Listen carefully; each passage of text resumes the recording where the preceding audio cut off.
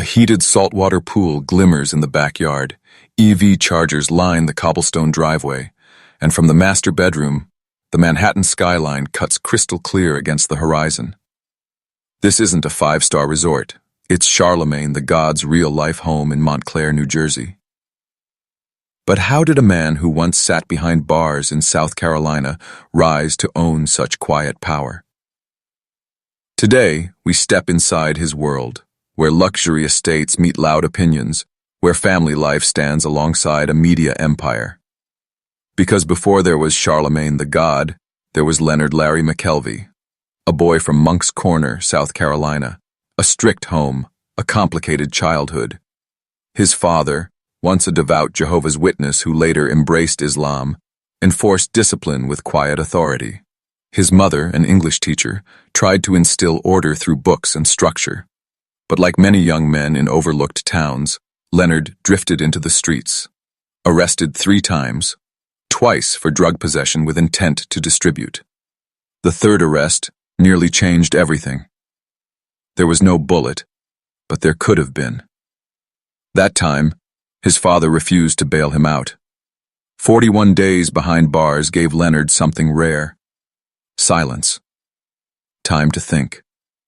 When his mother finally posted bail, his father looked him in the eye and said, "I'll give you one more chance." It was all he needed. After his release, Leonard didn't just return to school. He enrolled in night classes in broadcasting and communications, worlds away from corner hustles and late-night risks. And in one of those classrooms, Charlamagne was born. For years he'd gone by Charles on the streets. One night, reading about Charlamagne, the medieval ruler of much of Europe, inspiration struck. He fused the 2 identities and added the God. Not as arrogance, but as a declaration of reinvention. Leonard was gone. Charlamagne had arrived. His first radio internship was grueling, low pay, long hours, but he showed up every day, tape recorder in hand, voice sharpened with grit. His big test came alongside Wendy Williams, the queen of shock radio. She was sharp, ruthless, iconic, and Charlamagne matched her energy, unafraid to push boundaries. Together, they stirred headlines, but controversy comes at a cost. His blunt honesty with celebrity guests wore thin, fired just like that. Most would have faded. He didn't. In 2010, Charlamagne re-emerged with The Breakfast Club, a syndicated radio show that became the pulse of urban media. He wasn't just a radio host, he was the radio host.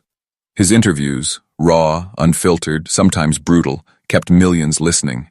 Guests stormed out, others clapped back, but they all came. And audiences tuned in, again and again. Rolling Stone dubbed him the Howard Stern of hip-hop. Charlamagne embraced the title, calling himself the architect of aggravation, leaning into the chaos with unshakable confidence. But while the world focused on his controversies, he quietly built an empire. MTV shows, streaming platforms, YouTube, podcasts. He wasn't just behind the mic. He was shaping the conversation. From jail cells to control rooms, from arrest records to broadcasting records, from Moncks Corner to Montclair, from silence to one of the loudest voices in modern media. And with that voice came reward, not just in ratings or accolades, but in the life he now lives. Which brings us here, to Montclair, New Jersey. Perched on a leafy street in one of the state's most coveted neighborhoods, Charlamagne's $2.5 million mansion doesn't scream for attention. It whispers it, with authority. From the curb, you don't just see architecture. You feel the calm, the silence of arrival, the silence you earn after years of noise. The cobblestone driveway winds past manicured shrubs and mature trees, leading to a garage equipped with dual EV chargers, a nod to progress, a symbol of forward thinking. Then, the house reveals itself, a Spanish Art Deco masterpiece. Cream stucco walls, arched windows, terracotta roof tiles glowing beneath the afternoon sun. Old world elegance meets new world ambition. Inside, tailored luxury unfolds. The foyer opens to a sweeping staircase and sunlit formal living room. Hardwood floors, rich and smooth, carry warmth through every space. The dining room, refined yet understated, anchors the home, while the backyard pool offers sanctuary, a private retreat from the noise of the world. This is not just a house. It's the story of reinvention. Brick, glass, and skyline views. And it all started with a choice. Elegance reigns here, clean lines, moody lighting, and a dining table long enough to whisper, "Power lunches happen here." The kitchen is its own declaration. 3 ovens, 2 dishwashers, a warming drawer, brushed steel appliances flowing seamlessly into custom cabinetry, a perfect balance of beauty and utility. But this room isn't just built for meals. It's built for conversation, for connection. Step outside the kitchen doors and you find a spacious patio lined with warm stone and wrapped in evergreen walls for privacy. It's the kind of outdoor space where birthdays unfold, quiet deals are struck, and summer nights blur into memory under the hum of cicadas. But the true centerpiece of this estate, the heated saltwater pool, tucked behind the home, shimmering in the afternoon light, it feels more Malibu than Montclair. Surrounded by chaise lounges and lush greenery, the pool reflects not just sunlight, but a life transformed. Beside it sits a sleek pool house, half bath, outdoor shower, a hint of resort life just steps from Charlamagne's back door. Upstairs, the retreat deepens. The master suite is more than a bedroom. It's a sanctuary. Floor-to-ceiling windows frame an unbroken view of the Manhattan skyline, a daily reminder of how far he's come. The ensuite bath offers spa-level indulgence, heated floors, dual vanities, a soaking tub, and a glass walk-in shower that feels 5-star. Across the upper floors and lower levels, 6 more bedrooms carry the same theme, comfort without excess. Each one whispers rest, reflection, renewal. Even the basement refuses to be overlooked. Far from a forgotten corner, it's a climate-controlled archive. Smart shelving, dry flooring, perfect for decades of scripts, interviews, and strategies. In all, the home stretches across 3 levels of refined living. Every switch, every tile, every angle chosen with purpose. This isn't a house of flash. It's a house of arrival. Not wealth for display, but wealth for meaning. Charlamagne doesn't need gold leaf ceilings or velvet-draped halls. He's built a home that mirrors his values: resilience, reinvention, range. A place where the man who made his mark by speaking loudly can finally enjoy the power of silence. But New Jersey tells only half the story. Because when Charlamagne wants to step fully away from the noise, he doesn't book a jet. He heads back to where it all began. South Carolina. Among mossy oaks and salt-kissed marshland lies his second home, part retreat, part remembrance. Purchased for $2.3 million, the Johns Island estate isn't about impressing executives. It's about reconnecting with roots.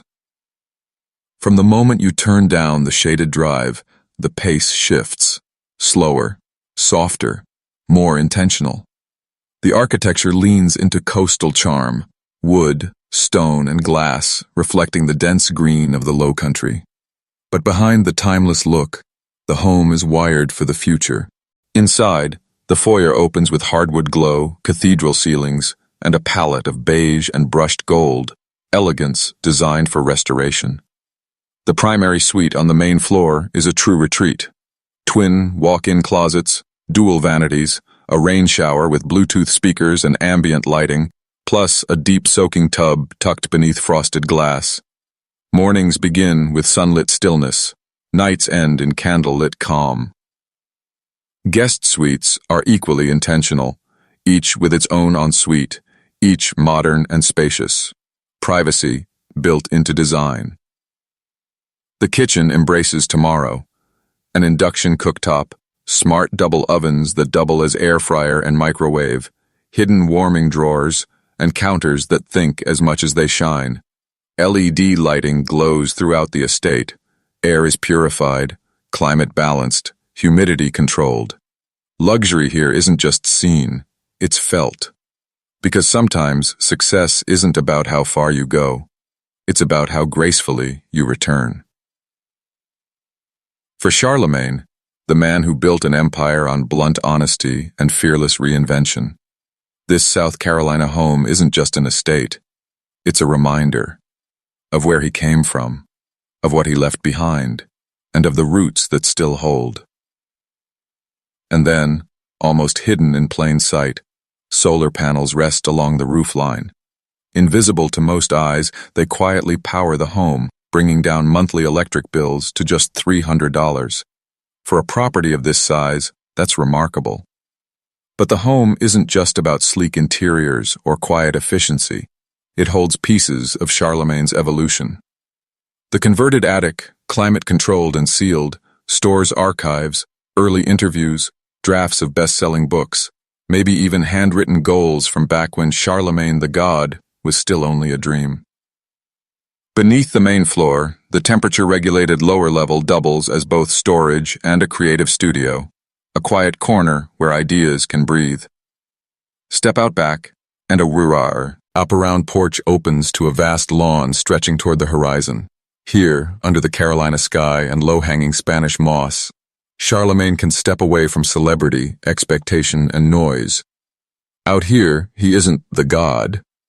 He's Leonard, a son, a husband, a father, a man who returned not to escape the spotlight, but to remember the darkness that came before it. This house isn't loud. It's deliberate, grounded, grateful. A counterweight to Montclair, a whisper balancing the roar. Two homes, two worlds. But neither would exist without the empire he built.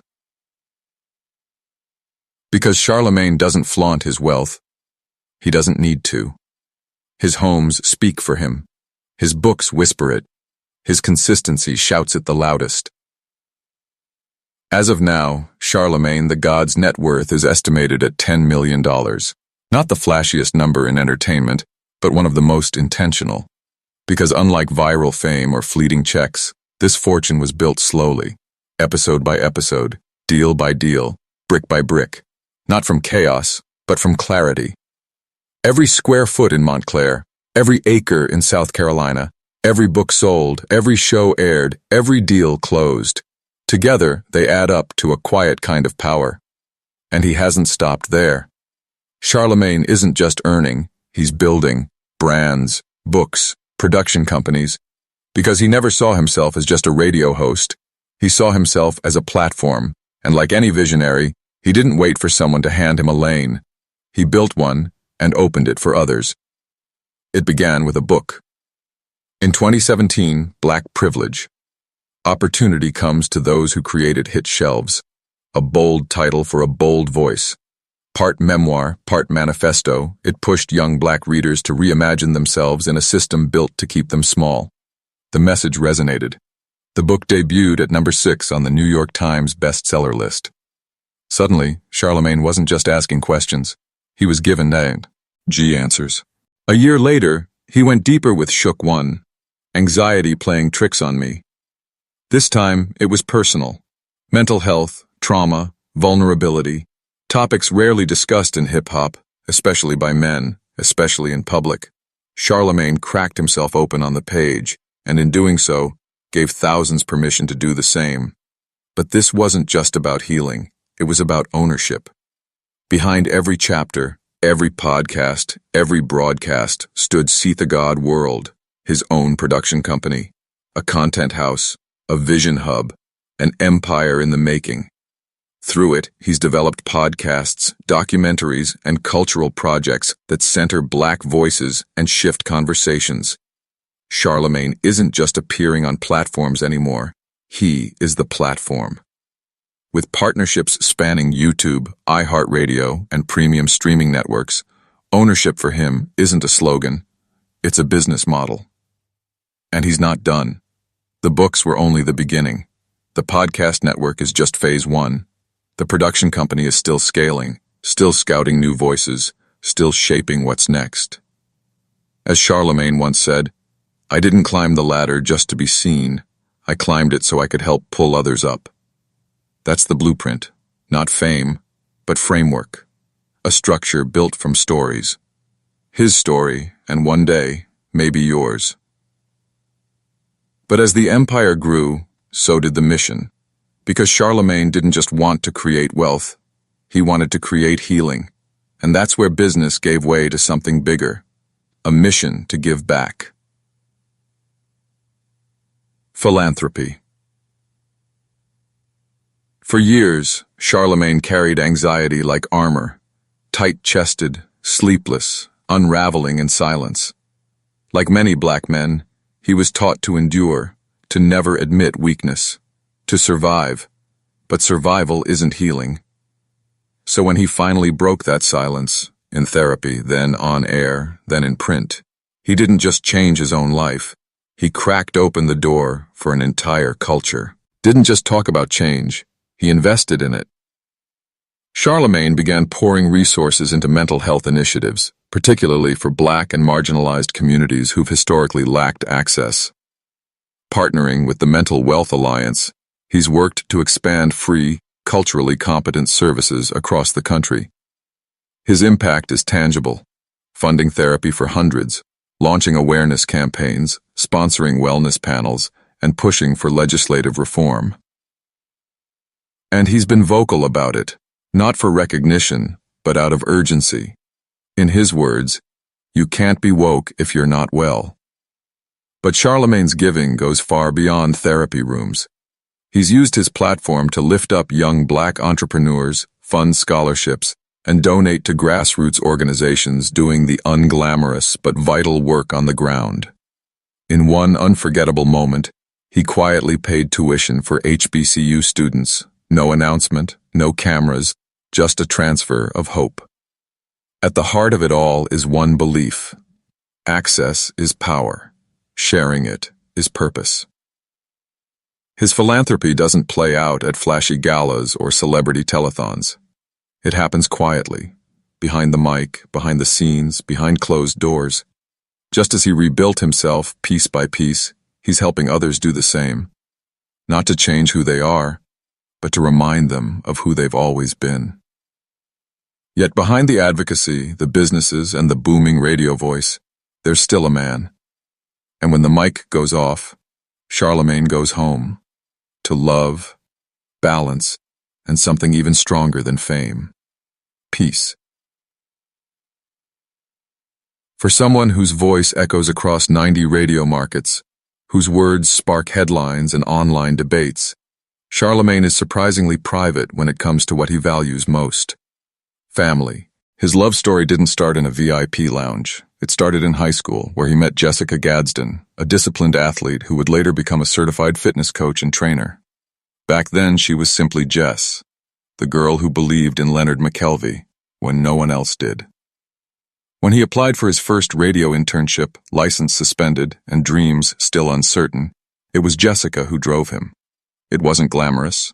It wasn't guaranteed. But it was love, built not on spotlight, but on loyalty. Years later, after fame and transformation, they married. Today, they share a life deliberately shielded from the chaos of cameras. Together, they're raising 4 daughters. Charlamagne never shows their faces, rarely shares their names, and guards their privacy fiercely. Fame is fleeting. Fatherhood is forever. He often speaks about being a girl dad, how raising daughters reshaped his masculinity, softened his edges, and made him more accountable, not just for what he says, but how he says it. At home in Montclair or at his retreat in South Carolina, he's not Charlamagne the God, he's just dad. No headlines, no interruptions, just storybooks, school drop-offs, dance recitals, gym sessions with Jessica, Sunday dinners filled with laughter. He's also a voracious reader, from James Baldwin to Eckhart Tolle. Books fill his shelves and his mind. They're not decoration, they're tools for growth. You might even catch him walking barefoot in the backyard, earbuds in, listening to audiobooks on mindfulness. Because while the world knows him as the architect of aggravation, his private life is rooted in intention and inner peace. He meditates before interviews. He journals after them. He believes what you build in public means nothing if you're crumbling in private. He's not chasing fame anymore. He's chasing alignment. In a world that demands constant output, Charlamagne has Hosen input, stillness, presence, and above all, protection of the family he's built. So what does it mean to reinvent yourself? Is it a single decision? Or is it 1,000 quiet choices made when no one's watching? Charlamagne didn't just build a career, he built a new identity. From the heat of Moncks Corner to the studios of New York, from silent jail cells to cultural conversations, from pain to purpose. His transformation is written not only in headlines, but in real estate deeds, book contracts, a solar-powered sanctuary in South Carolina, and the skyline view from his Montclair master suite. But maybe the most powerful thing he's ever done wasn't going viral. It was learning to be quietly powerful, to speak truth, but also to listen, to build an empire, but also to come home.